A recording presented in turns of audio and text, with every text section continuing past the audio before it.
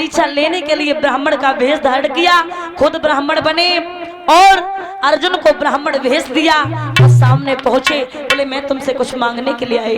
तो जवाब दिया क्या मांगने के लिए आए हो? मैं तो निहत्ते हैं, मेरे पास तो कुछ नहीं, मैं तुम्हें क्या दें?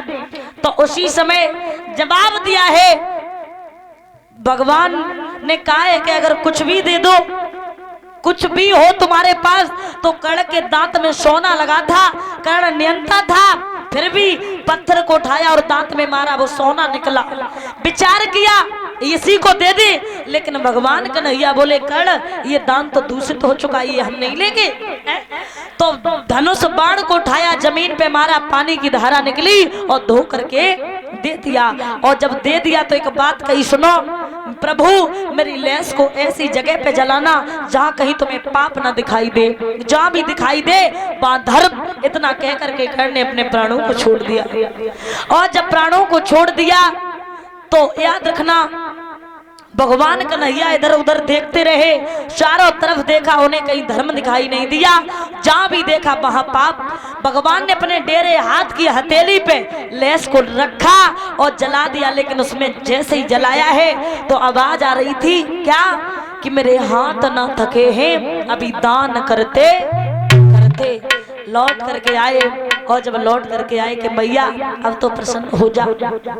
मैया को दुखित देखा तो कहने लगे दुखी क्यों हो माँ? बोले आज तो मैंने बहुत अच्छा काम किया। क्या किया?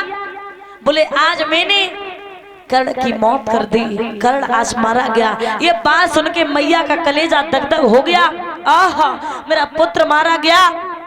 तब जवाब दिया कर्ण, तुम कर्ण के लिए जवाब दिया है।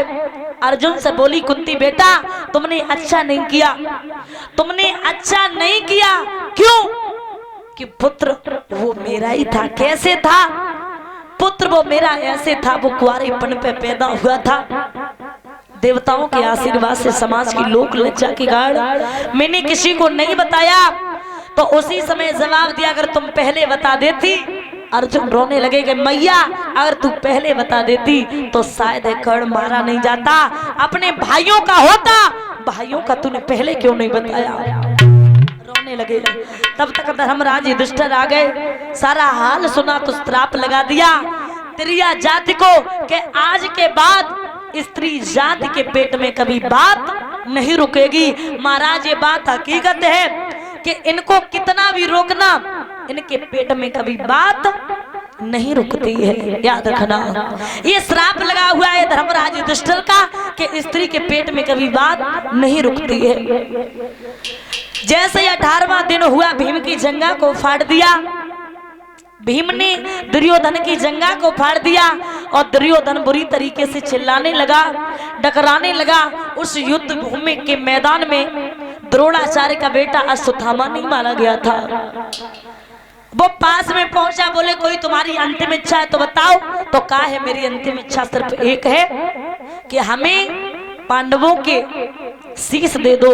बोले किसी ने 18 दिन के युद्ध में पांडव नहीं मार पाए तो मेरी औकात क्या जो मैं पांडवों के शीश तुम्हें ला करके दे दे है? लेकिन फिर भी बोले कोशिश कर सकते हैं। उसी समय पहुंचे सामने, दोदारा हाथ में लिया, चल देते हैं। भोले बाबा पहरेदारी कर रहे हैं और जब भोले बाबा पहरेदारी कर रहे, भोले बाबा की वंदना की, अर्चना की, प्रसन्न हुए। जवाब दिया बेटा क्या मांगना चाहते हो? बोले मैं कुछ नहीं मांगना चाहते, थोड़ी देर के लिए इस गेट को छोड़ के आप अलग हो जाइए। भगवान बोले एमस्तु ऐसा ही होगा। अंदर पहुंचे, द्रौपदी के 5 पुत्र लेटे थे। विचार किया हो ना हो यही पांडव हो।